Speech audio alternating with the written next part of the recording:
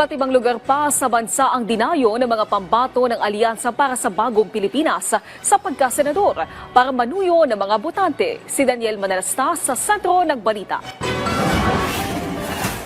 Tuloy-tuloy ang panunuyo ng mga pambato ng Alyansa para sa Bagong Pilipinas sa pagkasenador. Sa probinsya ng Pangasinan, nanuyo sa Senate Majority Leader Francis Tolentino.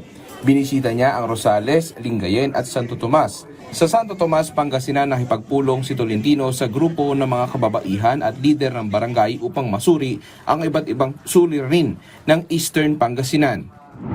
Dinumog naman si Senator Bong Revilla sa kanyang pangampanya sa Pasig City.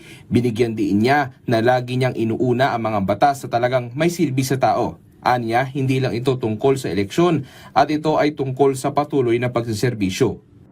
Si dating Senador Panfilo Lacson naman pinuri ni Senator J.V. Ejercito sa kanyang Facebook page.